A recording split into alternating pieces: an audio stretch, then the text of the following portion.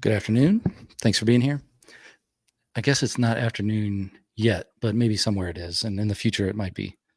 But I'm here with director, producer, podcaster, meteorologist. I think we could throw that in there. George Siegal. Thanks for calling in today. What came first, podcasting or filmmaking?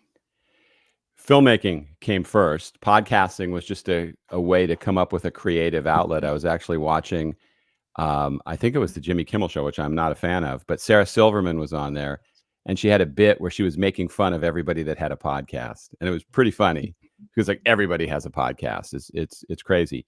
And I said, well, I can do that, and I have a lot of fun. I interview a lot of interesting people, but it's more of a side thing. You know, the most important thing to me is making films. Yeah, when I was thinking about starting this, I looked at the success rate of podcasts and how it said that most podcasts don't make it past the fourth episode. And if I think the number was 20, if you got past 20 episodes, you were in the top 8% of podcasts. But there's still a lot of podcasts out there.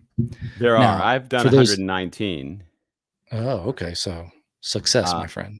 Well, Success. success is relative. I'm very competitive. So if there's not a ton of people listening, sometimes you think you're just doing it for yourself. And I met this woman, I had her on my podcast back when I first started. Her name was Karen Vaughn. And she goes, if I just speak to one person and make a difference in their life, I feel good. Now, it's hard for me to truly embody that because I am so competitive, but it's true. And I've gotten some great responses, and I've met some really interesting people that have ended up being in my films because of the podcast. And it's not that difficult to do. It's a lot of fun. I love talking to people. So it's been a good experience. Nice. Did one podcast or filmmaking influence the other or make it better, or how do you think they complement each other? It depends on what the film is. The one I'm making right now complements perfectly what I'm doing. My podcast is Homeowners Be Aware, and it's just to wake up homeowners to everything you need to know. And most people don't know anything. There are exceptions, but most people don't. And the film I'm making is called Built to Last, Buyer Beware. And so it's kind of the same theme. So a lot of the people that I've interviewed for the film end up being on the podcast. And I've made some interesting contacts that way that have ended up helping the film tremendously. So they can go together. The other film I'm working on doesn't really have the same relation to the podcast, so I probably wouldn't be talking about it so much on the podcast. But so when the two worlds do collide, it can be very helpful. With your filmmaking coming first, what kind of equipment did you start using with your podcast? You know, with the podcast or the film? With the podcast. With the podcast, I have a guy who was my editor on my second film, and he told me things I needed to get, equipment and everything. And I've evolved from a microphone that hangs down to one that now sits on a stand. I have a Scarlett box that feeds the audio, and a good Logicam camera to try to make it look as good as possible. Then behind me, this is real stuff. This isn't a virtual background. Sometimes with those virtual backgrounds, they tear a lot when you're moving, and it drives me crazy when a head is moving around and you see all that stuff. And that's just because of my broadcasting experience, my film experience. I'm kind of picky about that stuff. So you may not like what's behind me, but it's actually behind me, and so it doesn't tear. So that was just a little technical thing, and it's pretty easy to do once you have that there. I moved from one part of my house to another in my office, and it changed the dynamics and the angles. And I'm one of those people that if I see something, I can't unsee it. So if I look back there and saw something that bothered me, I'd have to fix it. But so far, I'm okay with it. Is tear an industry word for what happens when you're in front of a virtual background and it has like the shadowing or whatever? Yeah, I guess that you're being the word we used to use back in 100 years ago when I was in the news business was keying, chroma keying, and the key would tear. You see the weatherman or woman standing in front of the map, and sometimes if they have the wrong color outfit on, you see the map through them. And so on a lot of Zoom, or I'm not sure about the platform that you use, but sometimes when you have a virtual background behind you, it's not very clean. Whenever I see somebody that has one that works really well, I try to ask them how they were able to pull that off. But a lot of it is lighting. A lot of it's what you're wearing. And it would be great to just have a logo behind me or something, but You know, these like how many things can you do in a day? You know, you just try to do what you can. Yeah, I think with podcasting, and it takes all kinds, but I like the natural background. So it's not a thing like you're like if you were in a newsroom or something, that would be okay too. But I like the real life background over the backdrops. So I think it adds some depth to the show, maybe because you have that visual interest, but also it's like, hey, I'm just talking to a regular person. So, Well, is that a real window behind you? yep, Yeah, see, real, that's great, and now that's tough to do when you're making videos because a lot of times the video will blow out where you're sitting, so it'll be really bright behind you and you'll be really dark. You have a great setup there. If you can have a window behind you, my crew that we were just shooting um, for the film I'm working on, we're able to put talent in front of windows and have it look good. There's a certain technique. You have to kind of know what you're doing, um, or you get lucky. But you know, when I've asked people to shoot something and send it to me, if they've ever sat in front of a window, it's a disaster. So it's great when yeah, it works because it does provide something. If the sun's not streaming in the window, if the windows aren't dirty, if there's not somebody flashing out the other side of the window. I mean, there's a lot of things you can't control that when could you have a happen. window. Yeah, Yes, yeah. That's my neighbor's house back there. So who knows what's going to happen back there. But that's true. I live under a tree. So even when it's really sunny, it's the house is in the shade. So it makes it nicer. That's awesome. So, It's great when you can do that because I love windows in shots if they work, and yours clearly works. yeah. The only thing that might, besides a neighbor coming out, is like a golf ball hitting the window. That's a real possibility. I'm waiting for that to happen.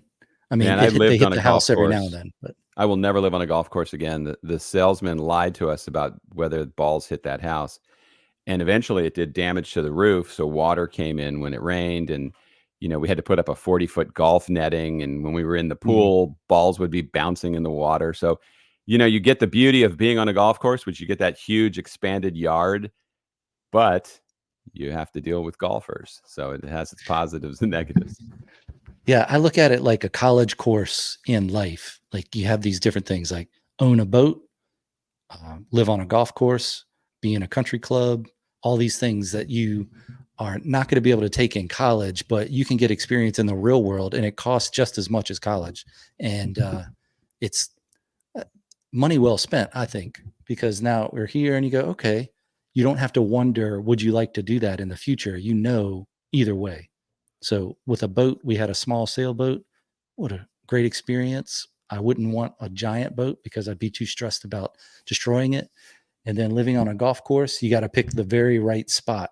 I mean, it is from the golfing standpoint, I look at it and go, well, you knew what you were doing when you moved into a place by the golf course. But from the homeowner perspective, I look at it as if you're not good enough to keep it on the green or the fairway, then go to the range and don't play golf yet. So it's, Well, very few but yeah, golfers are going to claim their shot if they hit your house. And then it depends on what part of the golf course you're on.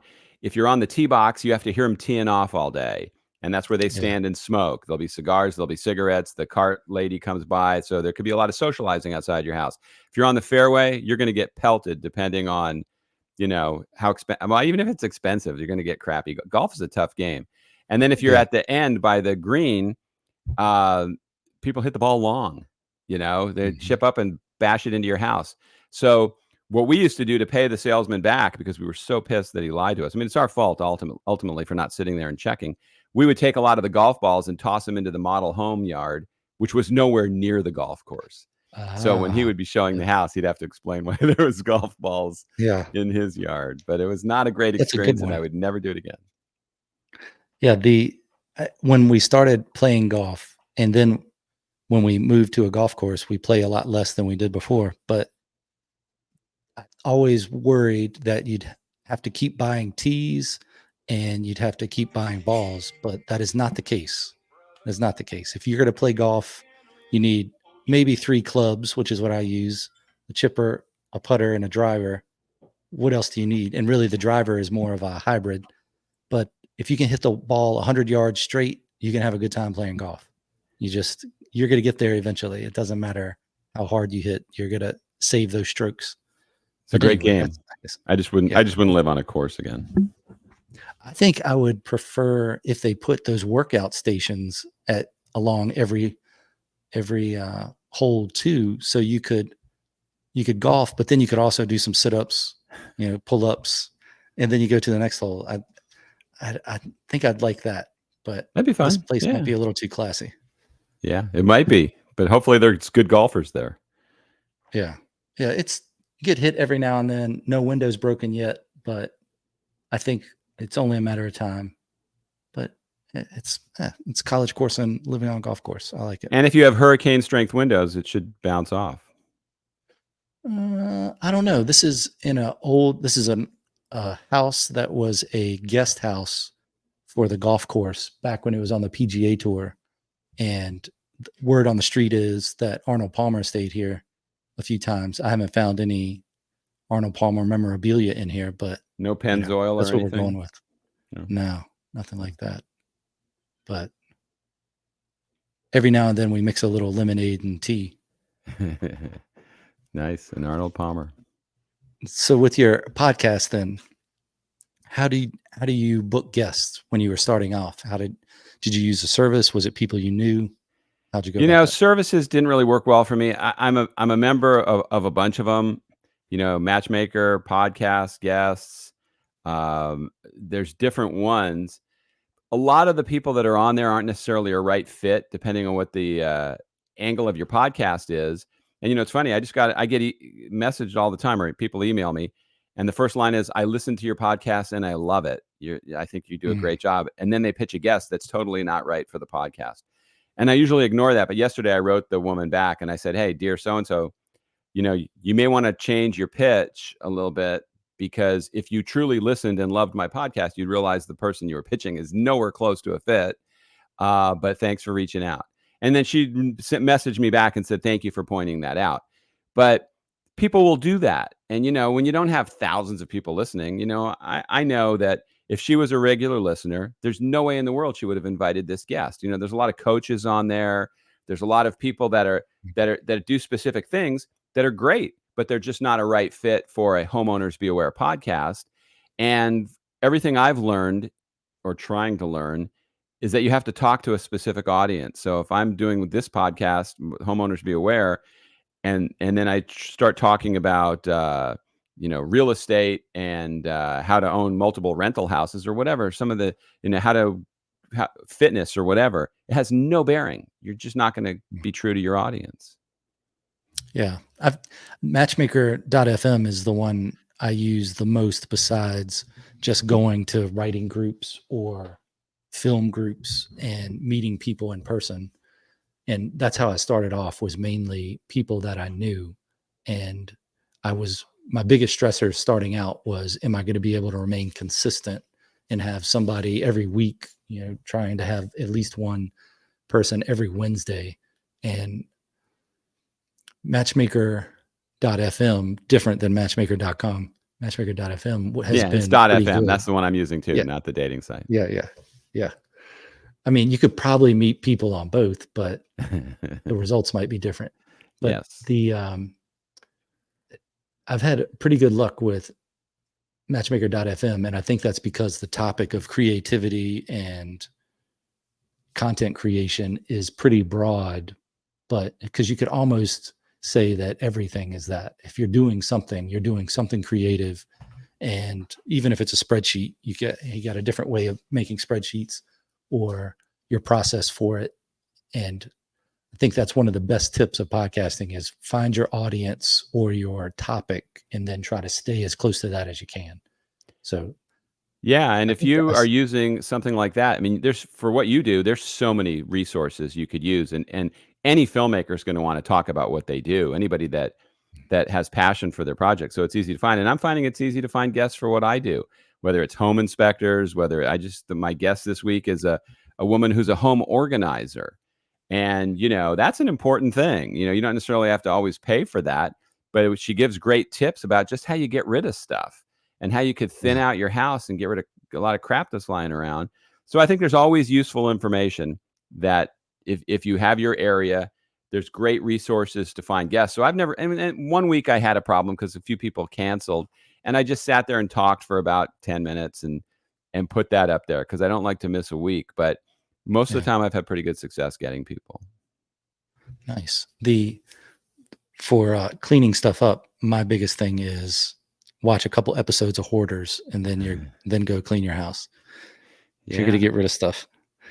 The Yeah, I mean, she had great tips on, just in the laundry room where you have drawers full of hardware and tools, and you have screws and bolts and all this stuff. And she goes, "Do you even know what they go for? Do you even have any idea if that piece of furniture broke, you'd probably just get a new piece if it was something cheap enough that you built it yourself at home." And just how to get rid of things. And I'm starting to apply that little by little and try to get rid of stuff and not be so emotionally attached to things that are just not worth anything.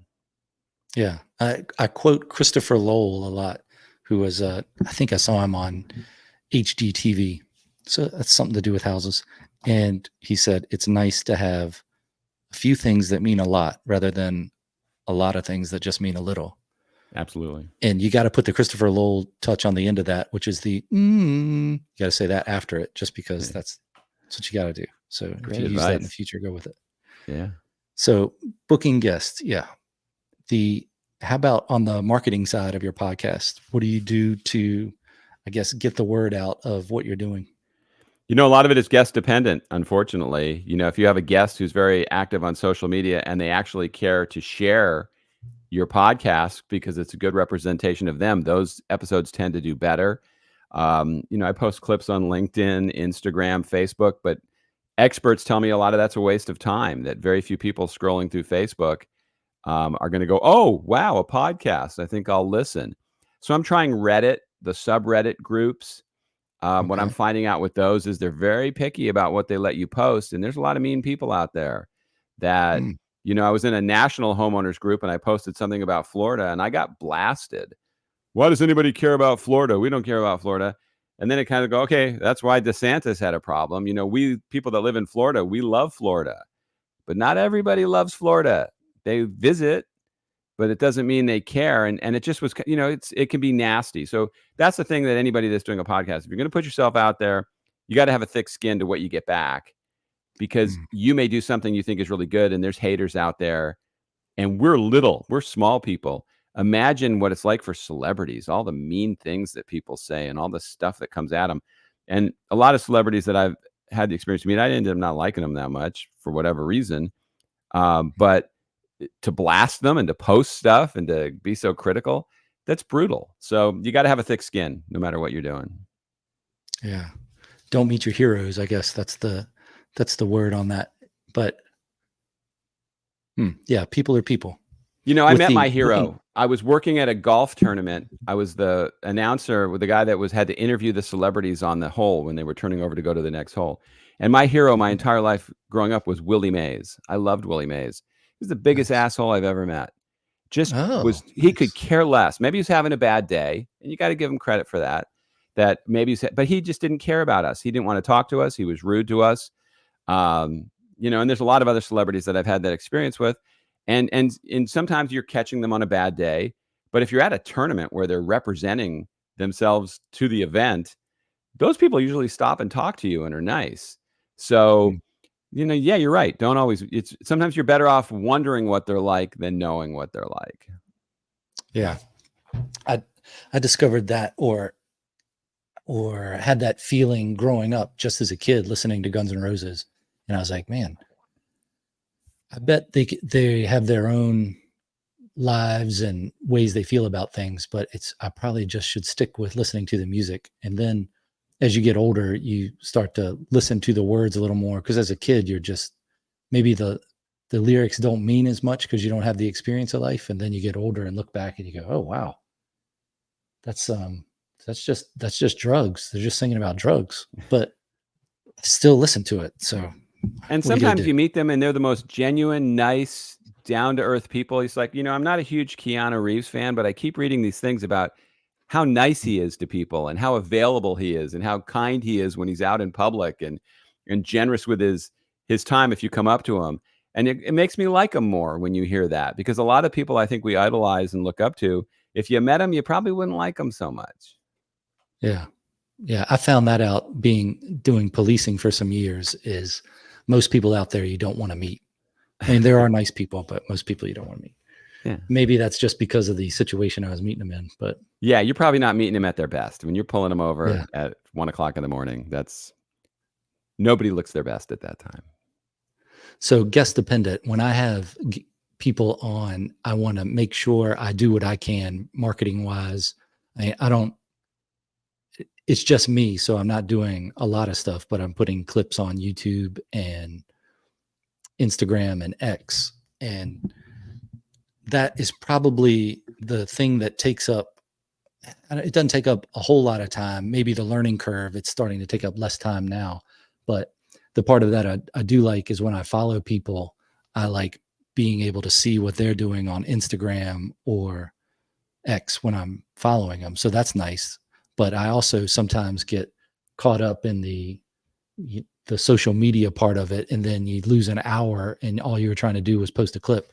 So Hey, this is our hot pocket moment. I'm just going to let my dog out the door. okay. There, go.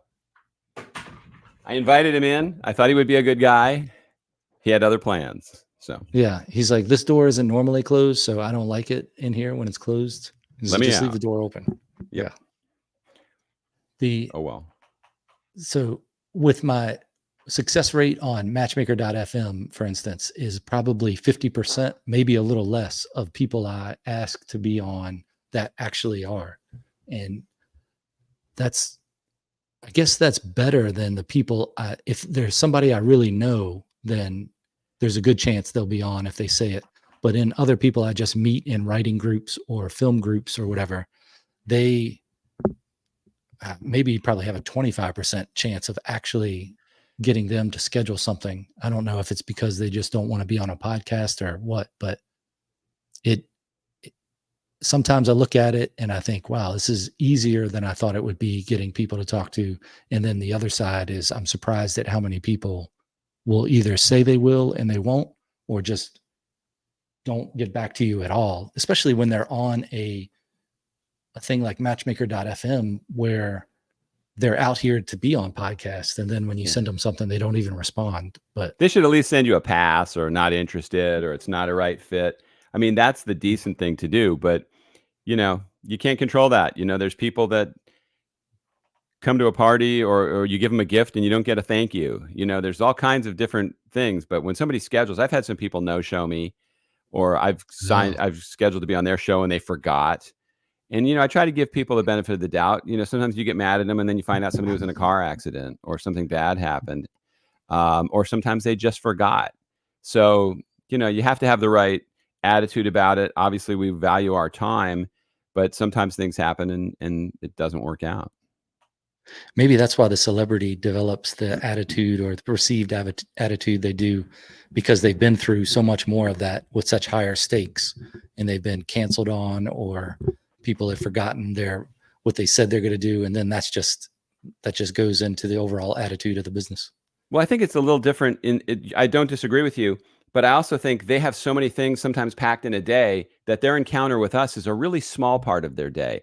Like I was working for a client when I lived in San Antonio, Texas, and we had to grab a promotional spot from Eva Longoria, who, when she was on Desperate Housewives, I loved her. I was a huge fan. She was a total bitch that day. She just didn't want to, she didn't care about who we were, didn't even make eye contact with us. We were just kind of there. And you want to get offended and annoyed by that, but then you go, okay, she's doing 20 things today. This is just one. But it's nicer when they make that connection. If they say, hi, how are you? Thank you. And I think it tells you a lot about a person, that even if they're at the top of their game, do they still respect the little people? Are they still cordial? How do they treat the crew? How do they treat the person putting the microphone on them? When one of the best things I ever heard was when I was living in Seattle, there's the Pike Place Fish Market. And these guys toss fish, and they're on TV anytime there's an event in Seattle. And they have a national consulting program called the Fish Philosophy. And the idea is anybody that meets you, comes into your business, has an encounter with you, it's their first and maybe only time experiencing you. You need to think about that and leave them with an impression that's good. And I think a lot of people lose sight of that. You're having a bad day, I snap at you, and or I'm having a bad day, I snap at you, and then I walk away, and you're going to go, who was that asshole? Then you find out who it was, and then you tell all your friends, I met this guy George, what an asshole. So it's better off to just stay neutral at best. And if you can be nice, be nice. Yeah.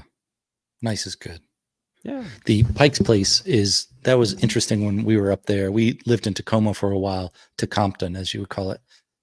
The fish market has that Starbucks right outside of it, and then across the street was another Starbucks. I think one of them closed down a couple years ago, but it was weird to see Starbucks across the street from each other.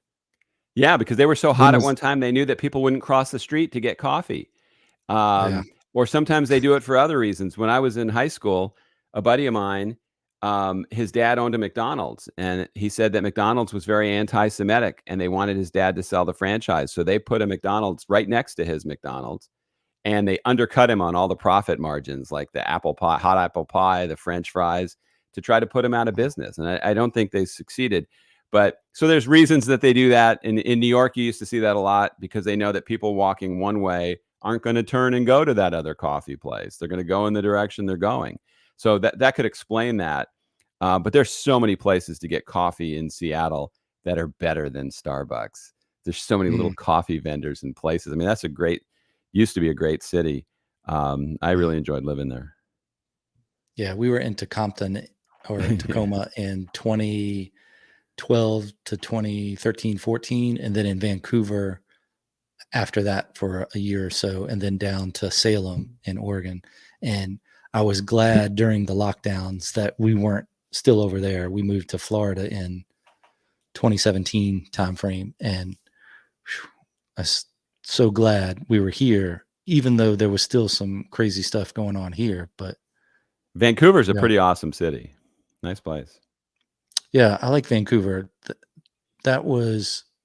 We lived in just an apartment complex, so it wasn't anything that was different as far as that goes, but it was right by the river. That was nice. And then you could duck into Oregon for your no sales tax and then live in Washington for your no income tax. So that was great part of the world. The system. Yeah. So when you're doing your podcast, how much time do you spend on one episode from pre to post? It might be 2 or 3 hours. The pre is obviously setting it up. I give them a form to fill out to ask some basic questions, but I usually have an idea what I want to talk about because I wanted them to be on the show. Sometimes a guest wants you to send them questions. Then the interview is usually about a half hour. Joe Rogan can get away with 3-hour podcasts because of the stature or the depth of the guests that he has on. I think people get sick of me after about 20, 25 minutes. So, and then afterwards, I don't do any editing. And I sometimes have to clean up the audio depending on what the guest had. Their volume is lower, so you have to go back and bump that up. Then you have to code it to upload it. I use Buzzsprout. Then you have to have a lead in and some links and everything. So it can take 2 or 3 hours, but I've gotten it pretty streamlined where it's pretty quick because I'm busy doing other things and I don't want to bog down on it. So I want it to move as quickly as possible without sacrificing the little technical things that could make it better. Okay. I've looked at a few of your podcasts. The one I listened to all of was the insurance adjuster that was talking about storm damage no, it wasn't an insurance adjuster, it was a lawyer. Yeah. Yes, lawyer David Murray. Yeah. That was a good one. He's terrific. He is a sharp guy. I mean, my impression of lawyers is I can give you a topic and there's 2 lawyers sitting there. The first lawyer will talk and I'll go, yeah, oh, absolutely. I'm 100% with you. And then the second guy will talk or woman and I'll go, oh, okay, that's what I should be for. I mean, they're really good at spinning stuff. But the stuff I was talking to about with David, there's no other side to it. If you are owed money by an insurance company and they're not paying you, that's horrible. And usually, they can do it with no reason. And now in Florida, you can't even sue an insurance company and get attorney's fees. And the insurance companies know that. So if they owe me $100,000 and they know it's going to cost me $40,000 to go get the money, they might just offer me $50,000 or $60,000 to settle. I still can't fix my house rather than have a lawyer, or they'll say, you know what, go ahead, fight us. Good luck. You'll get your money in 5 years. So David really has a grasp on that. He's very compassionate, and he has so much great information. That was really a good segment, and I was glad to meet him. He's been a great resource. Yeah.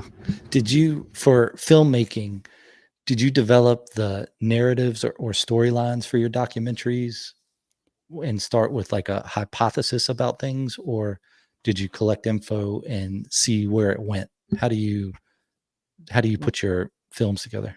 Well, you have to start with it for documentaries, in my opinion, and everybody might have their own process. You find a subject or a topic or a person that you think is interesting and you want to tell a story about.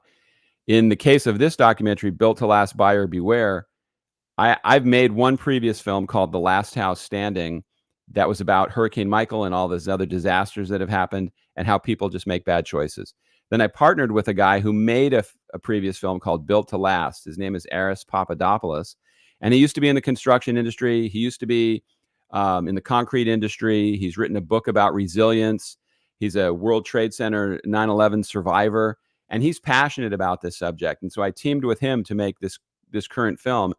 And our goal here is to show people you need to be aware of what you're buying because disasters are getting more frequent and they're destroying them. And then the process of getting your life back together may not be that smooth. You're not going to automatically have Jake from State Farm show up, give you a check, you rebuild your house, and 3 months later, life is back to normal. And so we really wanted to show people this process and show them there are better ways to do things. And so that is a specific concept. There's also documentaries, what was that one with the penguins years ago? The penguins walking across Antarctica. March of the Penguins. March of the Penguins. Yeah. That's not my kind of film, but it was beautifully done. It's very difficult to shoot a film like that. Anything you put Morgan Freeman on is automatically going to be good. Yeah. But that's about something that is not on a day-to-day basis have anything to do with our lives. So I try to have my films a little more relevant to day-to-day activity. I've never made an art film or a conservation film. I'm going to call it just art because we obviously have to protect those kind of species. So I try to make mine more, okay, what can I do about this? Can I actually make a difference? And with homes, the answer is, yeah, you can make a difference. What construction practice have you found is the best for dealing with hurricanes? Concrete, ICFs, things that are solidly in the ground and can't be blown through. Wood structures don't do as well, especially the more powerful the hurricane.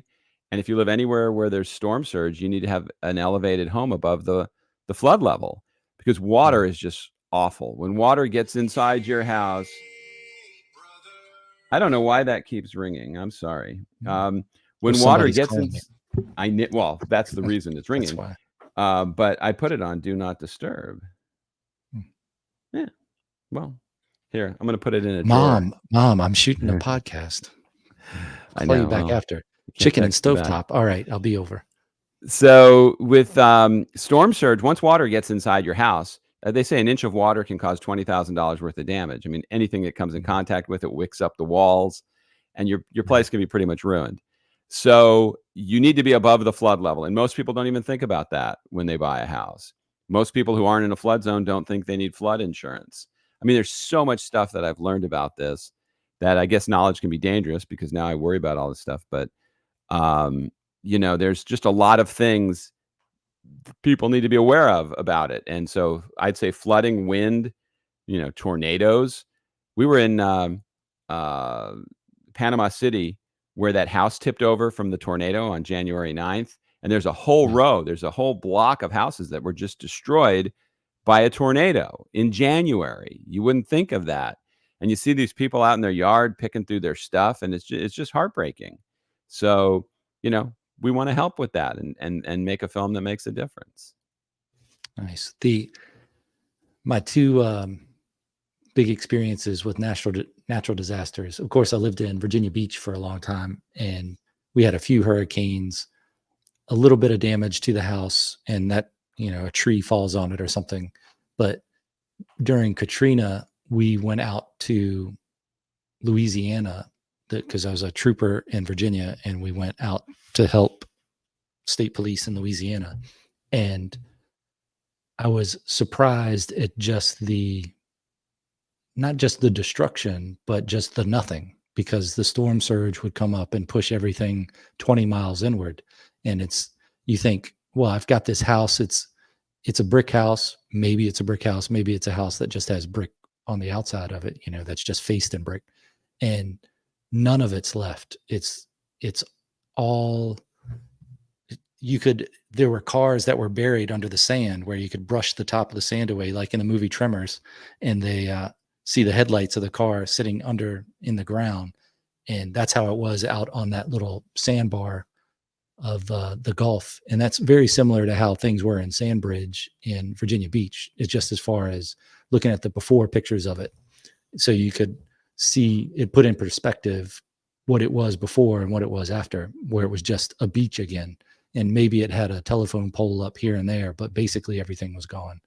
And 20 miles inward through the marshes, or I can't remember what they call it there, but you have the sandbar and then you have the wetlands, and then all the houses and all the debris are just pushed in that far. And even the 20 miles inward at hotels, like they had water come in the first floor. So as you were talking about the wicking that goes up, so they had to take all the sheetrock out from about 3 feet down, and got to see that destruction. And then I think it was Cameron Parish, they had a city hall that was built like the closest you could build something to an Egyptian style pyramid, where it was just stone, and that was one of the only things left. And I was like, okay, that's the building you want to go with. But even that had water intrusion in it, because when you look at the insurance of wind versus water, the water is the bad part. Now the wind blows the water in there and you get that higher tide, but it is amazing to see just the destruction of it, to where you think you have a solid house and you don't have anything left. Oh, absolutely. And, as we saw in Mexico Beach, this one woman told us a story about during Hurricane Michael, a house actually blew into 3 separate pieces. One piece was in the middle of the road, another was several blocks away, one was up the beach. And these are people's lives that are now, they're walking around trying to find belongings and everything, and it's just awful.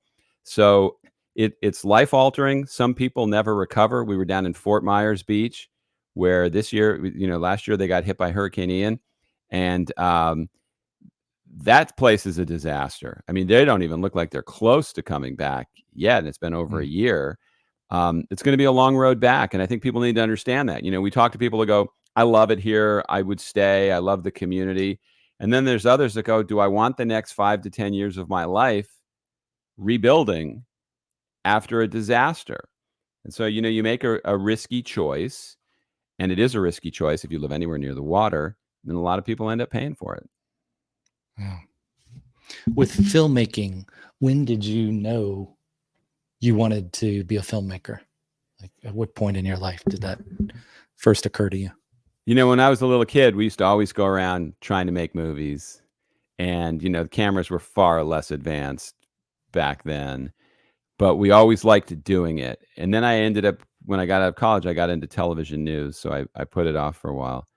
But when I got out of that industry, I just wanted to start doing it because I thought it was great. The great equalizer in making films is having the money.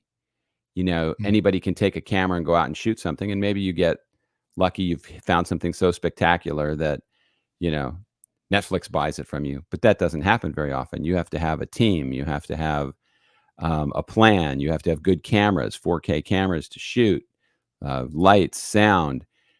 You don't always need that to get started. You can make student films. You can make short films. But if you want to do something to try to get it on a major outlet, you got to have money. And so that's an equalizer. That's why filmmakers are always doing fundraisers, are always trying to get money. And for me, that's always the toughest part. That's the part I like least about this. The actual job of doing it is so much fun, but the process of getting to do it is very challenging. Do you create a budget for it, and then, or like a staged one where you can say, if you get this much money, you can do this. If you get this much, you can do this much more. And then you set it up like that? Yeah, and that comes with experience of just knowing, okay, do I own my own equipment? I used to own all my own equipment, and that got very difficult because now, as the director, producer, I'd have to get all the gear there. I'd have to be responsible for all that stuff, maintaining equipment, and equipment turns over really quickly. You can have the latest 4K camera, and 6 months from now, it's the oldest 4K camera, and nobody's using it anymore. So now I try to Mhm. hire people to work with that have the equipment, and they come in and do the job, and then I can focus on what I do best. I found a great crew that I'm working with now, on this current project, and it makes a huge difference. If you have good people that you're working with, they know how to do their job. They know how to get what they need to get. And even if I have what I think is a great idea, and when you're working with talented people, they can help you make it better and have a even stronger idea. If it's a creative process and you're working with creative people, if you take advantage of that, you can end up with something really good. What was the first thing you filmed? Whether it was when you were a kid with a Super 8 or VHS maybe, but, Yeah, it was a what World was the War first II thing? movie where we got some little M80s or something, those little bombs, and we were blowing up a car to show terrorism or something. It was something stupid, but it was pretty good. I mean, for a bunch of stupid kids making a film, it was creative. It was you're not afraid to take chances at that age. Now, I don't think I would try something like that because I would think about all the bad things that could happen. You Mm. know, just, and when you're younger, that's when you take some chances and you make something that's really, it's probably not gonna hold up and be great down the road, but you get to be a creative kid. For a documentary, do you write a traditional script for it, have an outline, or how do you deal with your, like, shot lists and call sheets? Well, the first thing is to figure out what the story is that you're looking for, and you really don't wanna start with a script before you've talked to people, because a lot of times the film I'm working on now, from what I'm learning, it's changing the story. You start out going, "Okay, people just need to have better houses." Well, there's a whole list of problems that we're coming up with that now fit into the story. So you really want to work off an outline and then see what the people you're interviewing have to say. Who eloquently talks about what the problem is, who are victims of the problem, who have solutions for the problem.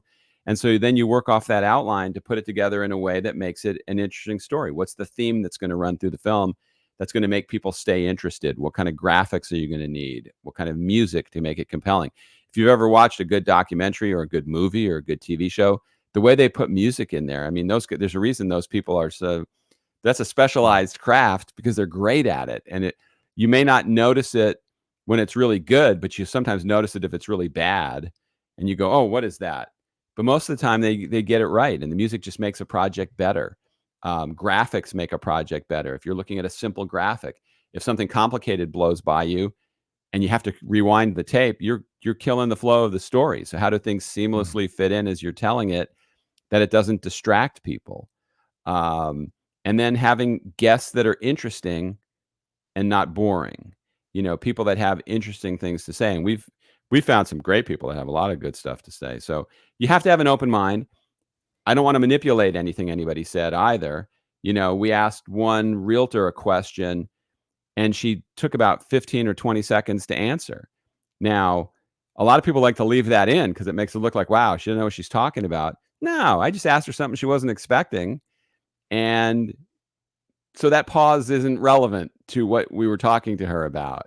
It's Right. not, and sometimes people don't have an answer. So it depends on what you have your gotcha people who are going to say things and put their foot in their mouth, and those are great moments for a documentary. And then there's just average people that you're talking to that you want to just get the best out of them, because you don't want them to be the story, you want them to be part of the story. And so you don't Mm. want those moments where they get hung out to dry, in my opinion. But there's a lot of people that don't feel that way. How do you deal with people that you're gonna have on or in a scene or you're gonna film? Do you have, like, a green room, a trailer for them to wait, or how do you is it different doing a documentary than from a feature? For a low budget documentary, yeah, you can't have any of that. You just show up and you do the interview, or you go to their house, or you go to their office, or you go meet them out in the park somewhere. So you're not gonna have the craft services. A lot of times you don't even have a makeup person because it's an important thing. Man, when I've worked with a good stylist, they make people look great, but you gotta have the budget for it. You gotta have the time for it. Um, so it's a little more run and gun than that. So you don't get that kind of I'm sure there are documentaries that have incredible setups. If there's a narrator or a host that's on camera, you're going to put more attention into that, obviously. So it really depends on the situation. Have you done work on features, either producing it yourself or worked on others? I have not. I know people that do that, and I admire that. That's a real talent to make those. I mean, they have so many things they have to, so much detail and work that goes into that. When you watch the end of a film and you see 5 minutes of credits, for a documentary, you may see 20 seconds or 30 seconds of credits, and then maybe the same names popping up that do different things, because you have, the second camera may also be coloring the shots. The DP may also be a producer. It's just, there's different. Everybody has to assume more of a role, so the credits aren't as long. But in a major film, when you sit there for 5 minutes, you watch Guardians of the Galaxy, the credits sometimes are 10 minutes long, because a lot of people are involved in that process, and I'm always amazed by it. For your documentary, The Last House Standing, how long did it take you after you finished shooting everything to go through editing and get your final product? That went pretty fast. That took about 3 or 4 months. Um, the tough part was getting the people in it. We got the FEMA director to be in the film. That took almost a year to coordinate that, calling and asking and finally getting approval, because FEMA doesn't want to talk to filmmakers. I don't blame them. And then I got this guy, Henk Ovink, who's a water ambassador, who my DP saw him on 60 Minutes and said, "You got to see this guy," but he's in the Netherlands. And I started contacting him, and that took almost a year and a half, till finally one time he was going to be here in Tampa. And this just shows you what you have to do. They said, "Well, Hank's really busy when he's in town. We're going to try to squeeze you in." I said, "Look, I've waited a year and a half. You can't squeeze me in. I need his time. I need 45 minutes, an hour of his time." And they go, "Well, we'll see if we can work you in at the end of the day." I said, "Is there a way we can work him in at the beginning of the day? That way he hasn't gone off and done all these things where he could get detained." And Hank is so generous with his time. He likes to talk to people. Things go long. So we got him first thing in the morning. He showed up at 8 o'clock in the morning. We did our interview. He was a superstar. He said so many interesting things, but it took a long time to get him. And then you have to find the people that are victims of storms, and how can you talk to them and hear their story without being too intrusive in their life when they're going through probably the lowest point of their life. So depending on why you want to talk to them, there's a lot of coordination that I would say the bigger time is on the front side. Once you've got everything, that goes a lot faster. How has your I guess we had to have a talks about climate change, since we're talking about storms and such, and the former weatherman aspect. If you're a weatherman, does that mean you are a meteorologist, or is it No. it's a different thing? I So was what just does a I was a weatherman? TV personality who knew about weather, but I did not go to school to study meteorology. I took some classes. Okay. I have a good understanding of what I was doing, but could I sit down and dissect a map and put together a forecast? No. But a lot of those TV weathermen don't actually do that. I mean, they come in at 3 o'clock in the afternoon. There's people that are pouring over that stuff for Mm. hours. So on most days, it's a rip and read kind of thing. Where they cut their chops is when things are going bad. Who's the man or woman you want to watch when the storm is coming, and how do they explain it to you and get you in a position to understand what could be happening? Those are the ones that are really good, and there's a lot of great ones. I've worked under some, when I wasn't the main guy, some really talented meteorologists or weather people, and there's a lot of them on TV that are great. The well then, how has that experience plus your documentary experience affected your view of climate change then? What's sad is that a lot of climate change has become political. And you get people on the right that flat out deny it. You get people on the left that claim, if we don't cut our carbon emissions here in the United States, the world's going to end in 10 years. And the truth is probably somewhere in the middle. We could do anything we want, in this country, but if other nations don't cut their carbon emissions, it's all one big planet. What we do is not a huge part of it. I used to not be as on board with it, but when you see rapid intensification of storms, when you see the amount of disaster, it's certainly something we have to be aware of and understand. And I've talked to enough experts that tell me it's a real problem, that it's something we need to worry about. Now, if tomorrow we all went out and bought electric cars, does that mean hurricanes wouldn't be stronger? No. So the angle I take is we now need to adapt to whatever the climate is doing. Even if you could show me data that says 300 years ago, storms were just as strong and they would come up out of nowhere. Well, we didn't have communities by the beach with multi-million-dollar houses and schools and infrastructure of communities and places where they could get destroyed. So now it's a problem. So what are we going to do to address it? That's how I try to approach climate change.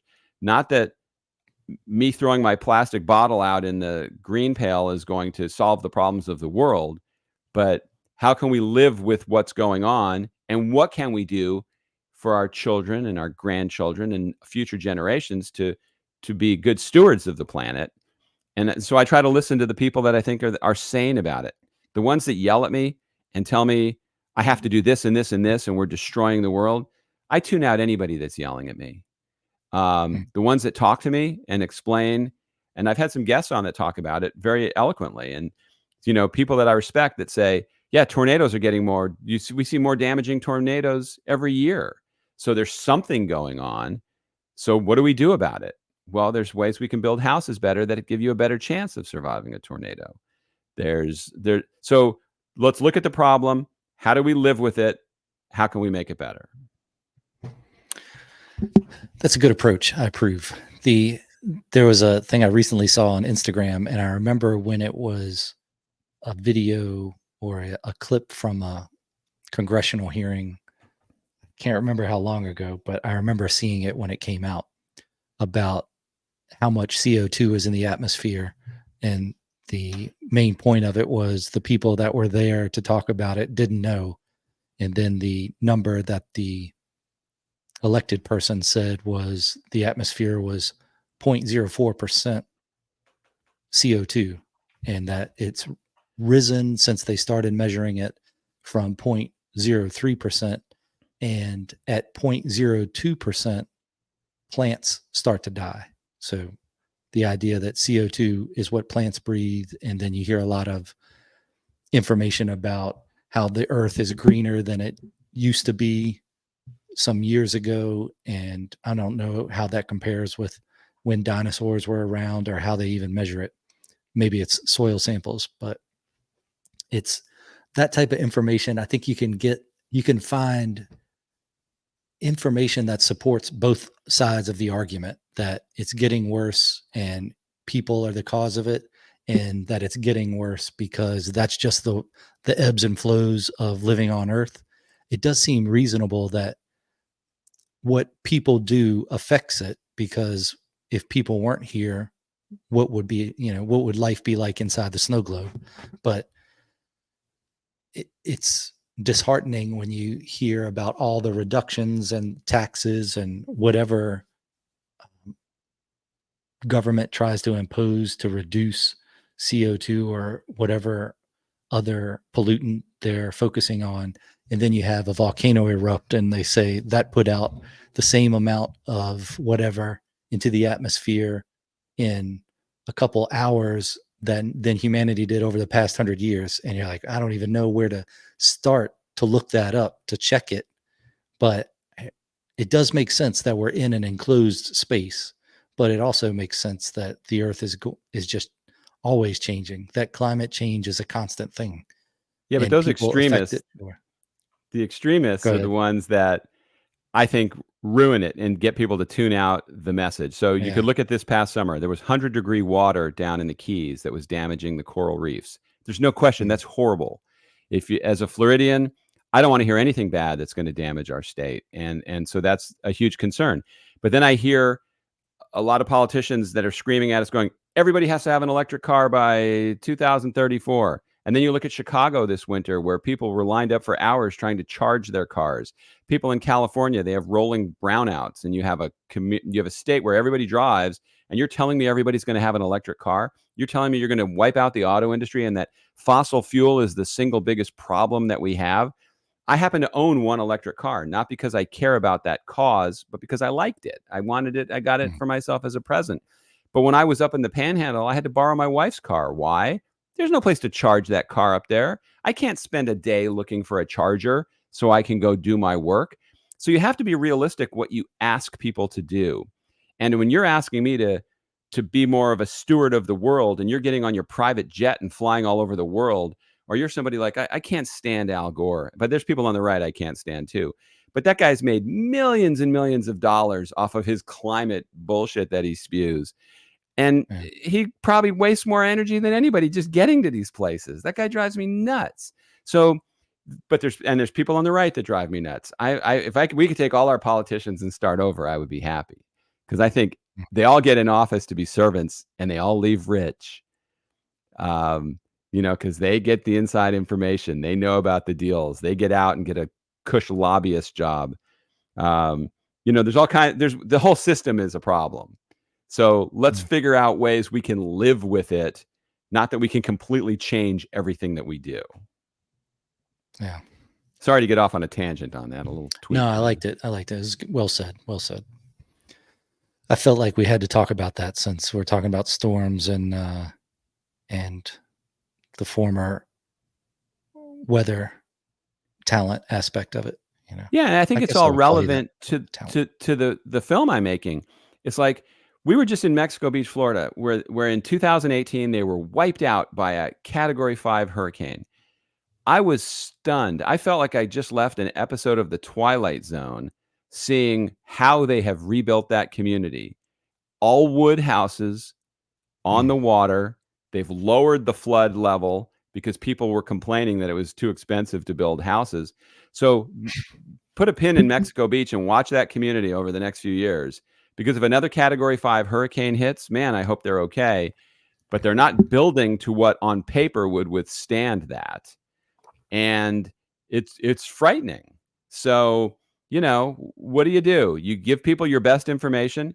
You try to have them going in a direction that they'll be as safe as possible, but you can't make them do it. We have choices in this country where I can't tell you where to live. I can't tell you what to live in. People complain if the building code is too tough and it's too expensive. People actually argue when FEMA raises the flood level in their neighborhood. I'm kind of glad they do. Their data is still old. They're not telling us Yeah. what's going to happen in the future. They're just going off what happened in the past.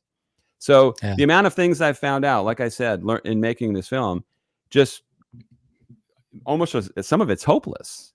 It's like, wow, wake up. Yeah. My view of living by the water, and I like living near the water. In Virginia Beach, we were there for a long time, and we weren't right on the beach. We were about 6 miles away, but it's still flat. And then lived at Jack's Beach for a little while when we first moved to Florida, and now we're out a little bit farther, but still Florida is only so tall that you're in Jacksonville, things can flood. Even with a hard rain, you can have things flood. So it is surprising what the humans will accept as a false sense of security. So you change the flood zone and then you think, oh, okay, that things are going to be all right. My view of building, and it used to be just near water, I thought about this, but now it's my view of building everywhere is that building's not going to last forever. So if you're close to something that's possible to destroy it, protect yourself as much as you can so you can live through it, but understand also that there's nothing you own that you should be so attached to that you're going to be destroyed if it washes away. Like a beach bunker or a beach shack is all going to get wiped off, and then you're gonna have to start over again. So maybe don't build the 60,000 square foot house. Go with like a nice 1,500 square foot bunker. Maybe you'll survive a few. Put it on some stilts. Maybe you'll survive a few more. Yeah, I think it's a lot of understanding the risk that you're assuming, but here's where I think we have a problem. It's with insurance is a disaster in Florida. And a lot of it is because the risk is spread out over everybody. But if you choose to live right by the beach, you should have to pay for it. If I choose to Yeah. live 20 miles inland on a hill, I should get rewarded for it. And somewhat you do get a little bit of a break, but the overall industry is it's spreading the risk. So everybody's paying way too much, or they can't get insurance at all. So people why should you get a beach house and everybody else have to pay for it? So they Yeah. need to break it out in a way that that area has a certain risk. Unfortunately, there are low-income communities sometimes that are near the water that might not be able to afford that. And then I think we have to look out for people also and try to make sure that everybody has an understanding and is able to get some type of insurance for what they have. But if you're going to take crazy risks, most of that should be on you. Yeah. Mhm. Do you think that the houses that are elevated, either on wood timbers or concrete, do you think what percentage safer do you think they are than just something that's built on the beach? Well, they're a lot safer if they're done right. How far into the ground are you going? We've seen you see examples where the house just teeters and falls over because it looks like it's sitting on toothpicks. I wouldn't use wood. I would use concrete. The house that we featured in the last house standing, they went 28 feet into the sand with pilings. So you better make darn sure that that house is well into the sand so it's not going to wash away. But we saw one house where they elevated it, I think 14 or 15 feet, and then they're putting a modular wood first floor and a modular wood second floor on there. Mm. And you can strap them together, and that might withstand 130, 140 mile an hour winds. But remember, Mexico Beach has been tested by a Category 5 hurricane with an over 20-foot storm surge and winds of 165 miles plus an hour. So you're automatically saying, I'm not going to make everybody pay to rebuild to that standard, but this will be okay. That's the part I have a problem with, because historically it's not going to be okay. You now have it on record. You have that X-ray. You have a vision of what could happen there. And we interviewed one woman whose house was 14 feet elevated. She had 7 feet of water inside her house. And the rebuilding, if she wanted to rebuild and just moved there now and didn't know and just wanted to put up a house, she could technically, by their building code, put it 18 inches above the road. So the whole house would be underwater. Now Yeah. that to me is insane. There's other places where they go, the flood zone is from 25th Street to 28th Street, but it stops at 29th. We had a floodplain manager tell us water doesn't know where to stop. Historically, it might have stopped there, but that doesn't mean it's going to stop there next time. There's a neighborhood of 20, 30, 40 homes that D.R. Horton is building right up the road from Mexico Beach that are slab-on grade houses near the water.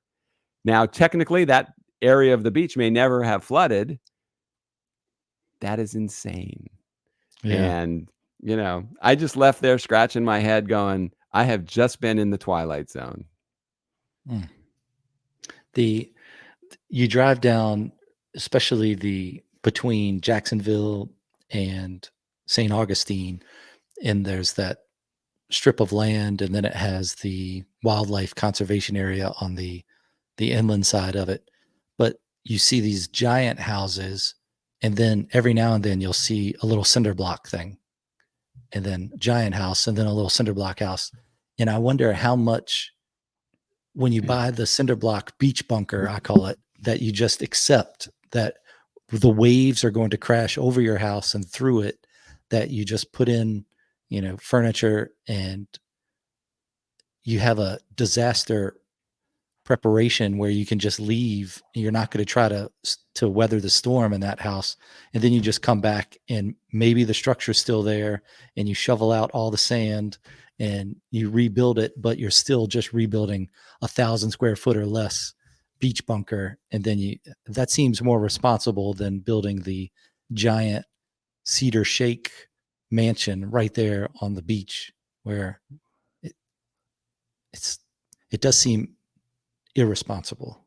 Well, I think you have to look at it as paper plates versus your good china, right? It's disposable. You have to say, this is a disposable house. I'm living here as long as I can, and then I'm going to start over. And can I absorb the cost of starting over? Because I don't think insurance should have to pay for that.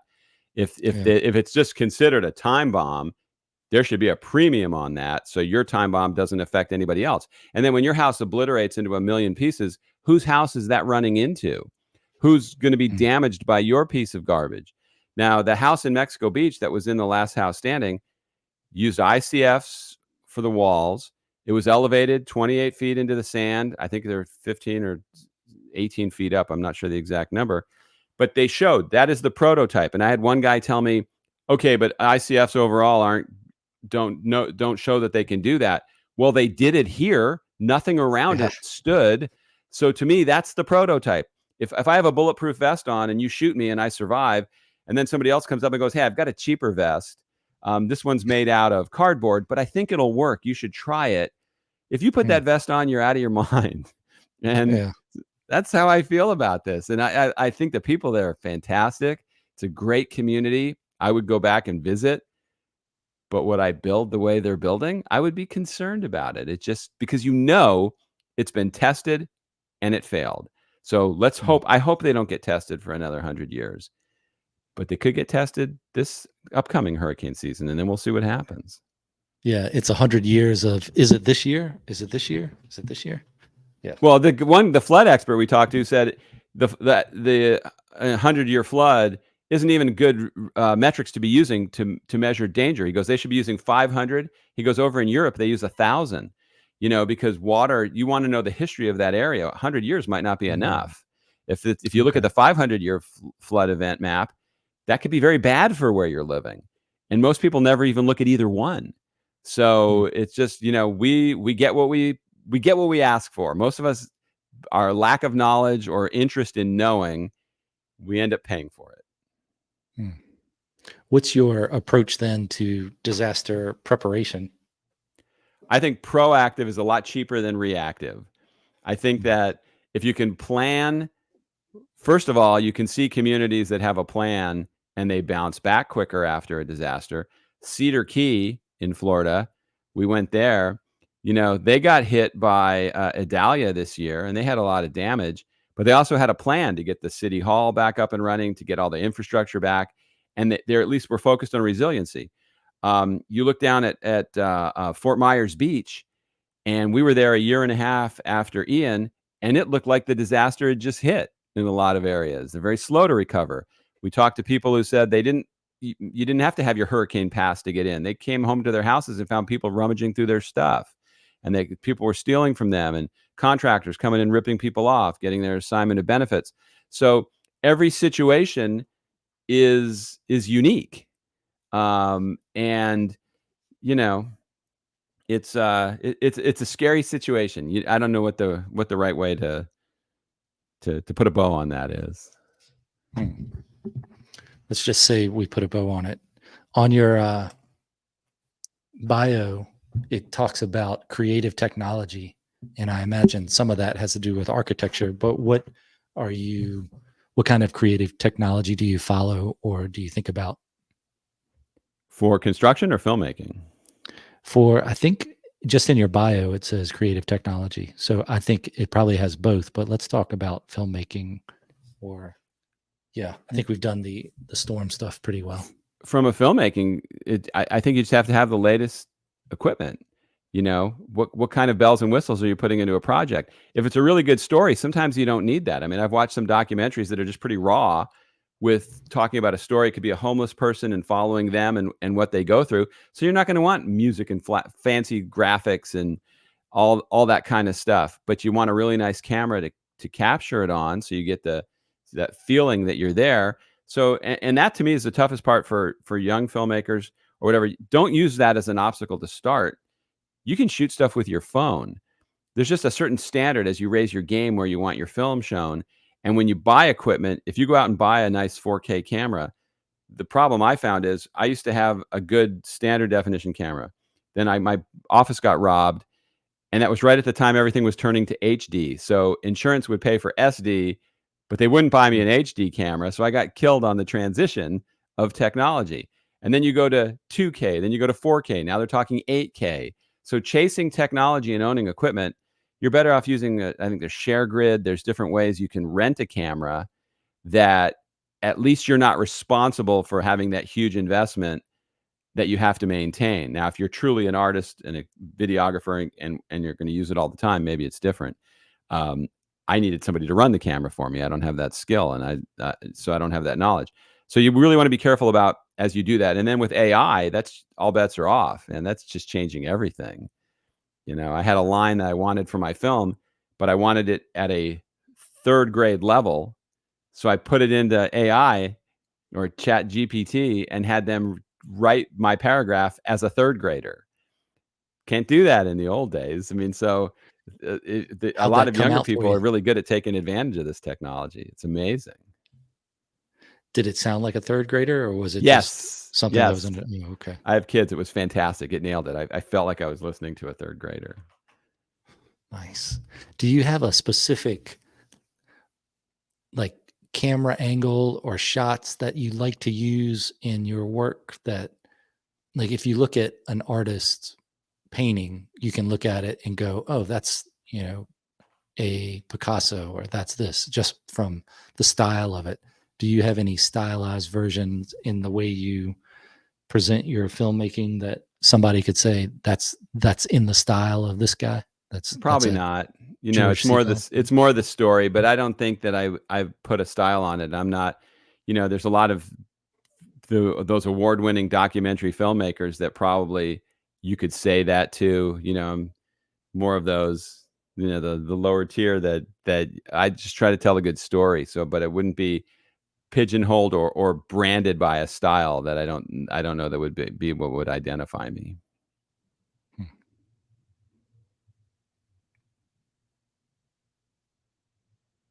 It One of the things in your talk about with the lawyer, he was talking about how Florida was a two-party consent state for recording. And do you run into any problems when you're doing just broad shots of things where people are like, "I don't want to be in this shot or in your documentary or whatever it is you're filming," or how do you deal with that if you've ever had that problem? Well, a documentary is different from the TV news. Like if I was in a TV news show, I could go down to the beach with my camera and do a story on overweight people. And if you're overweight and out on the beach, it's a bad day for you. And I don't need Yeah. permission. As a documentary filmmaker, for someone to air my film on their channel or wherever, I have to show that I've cleared every shot. So if I have a overweight person on the beach, I have to have their signature on a piece of paper that shows I can use them. There are certain public domains, maybe for a wide shot of a street or something, where you can get away with it. But if you can clearly identify people in a shot, if we're shooting in a restaurant, we got to get permission. If I'm interviewing you and your son is there and he's sitting on your lap, I need a release saying you gave me permission to have your son in the shot. Um, you have to clear everything. If I want to take news clips, there's a thing called fair use in documentaries. I have to show that it advances my story. If I'm talking about hurricanes, I can't be showing the penguins walking in Antarctica because it has no relevance to my story, and then I could get sued for that. But if I'm showing a hurricane shot from ABC News and it's talking about it's showing what I'm talking about, I'm allowed to use it. But with people, you have to get their permission. Everything has to be signed. You have to show that you have their permission. And if you don't have that, you can't use it technically. Can you use AI or some sort of computer program to make them look different if you don't get the permission and it That's a gray just either area, and I appears think like there's going to be a lot of lawsuits in that. So yeah, you could probably do it, but if I went to Netflix and they were going to run it, they might not take it because they'll go, "Can you source this for us?" Well, I couldn't get Mr. Smith, so this is a recreation of Mr. Smith and what I thought he would say. I mean, it all depends on who asks. To me, I don't like surprise questions. I don't like surprises. Period. If you're going to surprise me, I want you to let me know first. And Hmm. with stuff like that, AI is a great unknown. If it writes a script for you, it's still pulling that information from somewhere, and I don't know what the legal ramifications are of that. We were talking about that the other day. I don't know. I don't know the answer. So have you used AI besides your rewriting the paragraph? Have you used it any other way in any of your stuff? I use it for my podcast, Chat GPT, all the time for show notes, for coming up with blogs and things. I have to rewrite it and clean it up. but it can give you a good outline for it. So if I take my podcast and it transcribes it for me, it'll write me a 2-minute blog automatically. And then I have to go in generally and clean it up and change the tone and how things go. But what it does is it gives everybody a great head start. I don't know if that's a good thing or a bad thing. I would have hate to have been tempted by this in school, Yeah. because I could see a lot of kids trying to take advantage of it. But a teacher that is on their game will know if it's you or if it's that amazing technology, because they don't sound the same. South Park had a good. We just recently started watching the last few seasons of that, and they had a good Chat GPT where students were using it to do their homework, but then the teacher was also using it to grade the homework. So that was pretty good. That show's brilliant. I mean, those Yeah. kind of things. That and Family Guy, is it? When I watch the Mhm. clips online, I just, some people go, "Oh, that's so inappropriate." I think it's funny. I think there should be no Yeah. boundaries to comedy, and that stuff just makes me laugh. I think it's funny stuff. And it's funny because it's true, I guess. That's what makes it even funnier. Like when Yeah, except the there's car. boundaries. It's like, remember when Trump and Hillary were running, and Saturday Night Live would do parodies of them, and Alec Baldwin would come on and portray Trump, and he would just reread what Trump was saying at his news conferences. It's like, that's not comedy. Comedy to me is when those guys say things about what they said, not just reenacting what two people who weren't, who were ripe for that kind of criticism. So, I thought they were better when they were smart, when they do a skit that you don't see coming, that Mhm. you don't see a political agenda, that it's just funny. If you're just going to be mean and pick on one side, it's not as funny to me. Well, that's just bad comedy. That's what that is. In our opinion, yeah, I guess we could say Yeah. that. What other creative ventures do you do besides the filmmaking and podcasting? Lately, not anything. I mean, I tried this technology years ago. We tried creating it was called watchandbuy.com, where you could watch videos and click on things and buy them. But it's very difficult to get traction with that. We didn't have enough money to do it. But so I have a lot. I always have creative ideas. It's just, do you have the money to do them? And I always try to picture myself going on Shark Tank and pitching it, and how quickly they would throw me out for my idea, and then I move on to something else. Mr. What Wonderful then? telling me what a dummy I am. Yeah. What takes up most of your time these days? Then this is the current film you're working on. Yeah, I have 2 films I'm working on. They take up a lot of my time. And then, I have 2 kids, take up a lot of my time. Dogs take up a lot of my time. Just life. If you own a house, a lot of your Mhm. time gets taken up. What are the two films you're working on now?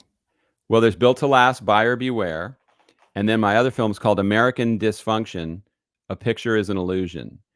And it's about how dysfunctional most families are in this country, but you'd never know it by social media because everybody's posting their good stuff. You don't see, brother and sister with fists out ready to deck each other. You don't see mom cutting them off. You don't see a family tree completely imploding.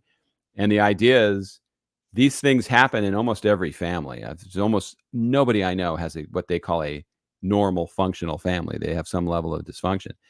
And what we're going to learn in this film is that there are certain signs and ways you can avoid some of it, because I think the family unit is very important, and it's sad when it falls apart. And that's another one of those films I hope to make a difference with. It, it's like, how many families can you save? Well, if there's certain things you could do to keep your family together, why wouldn't you want to do them? Hmm. Have you ever thought about working on a film that was like a historical fiction kind of, where you're taking maybe the inspired by real events and then putting a more entertainment view on it? I'm Maybe open not to like a any disaster movie, ideas. but okay. It's just a matter of having the idea. Like I said, I have a lot of ideas for things, but you, money is the great equalizer. American dysfunction. I'm struggling to raise the money. People, with the economy, or you can always use the economy as an excuse, but investing in a film is a risky venture for people, and so you got to find the right people that want to get behind what you're doing, and help you support it. So yeah, I mean, I think that sounds interesting too, but it's coming up with the money. Money, money, money, the great equalizer in life. Hmm. How can people follow your work then? What's the best way for them to follow it? Well, for my podcast, homeownerbeaware.com, homeownersbeaware.com. And then if you go to movetheworldfilms.org, that's where you can get a link to everything that I do. So movetheworldfilms.org. There's a link. I think I have a link on there to my current trailer for Built to Last, Buyer Beware. You can get my podcast on there, see what projects I'm working on. But Homeowners Be Aware, that's where you can go and just listen to the podcast directly. And, I hope people check it out. And if you have an idea, if you're a homeowner that's ever experienced any kind of problem, or even if you haven't, see, that's a good story too. Tell me why your experience went well. And I love to share those stories. Usually we hear the bad stories. The happily ever after stories, there's less of them because owning a home is not always a happy experience. But Yeah. I like to hear anything. And if somebody's got a good story, share it, please. Nice. I appreciate your time coming on and talking about all that. I have looked at your podcast. I do like that. I will start to follow that, add it to my podcast repertoire. I found that I watch much less TV now, and it's like I'm back in the 20s and I'm just listening to the radio. I listen to podcasts when I do stuff. Every now and then I find myself sitting with khaki pants on the sofa and socks listening to a podcast, and I think, how did my life get to this? But it's all a part of getting older, maybe. But I will add that to the repertoire, and I'll check out. I did look at your trailer on your website, and that's good. Everybody should take a look at that. Well, thank you. I appreciate you having me on. I appreciate the opportunity to talk about this stuff and, continued success with it. All right. Well, I'll talk to you on the other side of this. Okay. Okay. Thanks.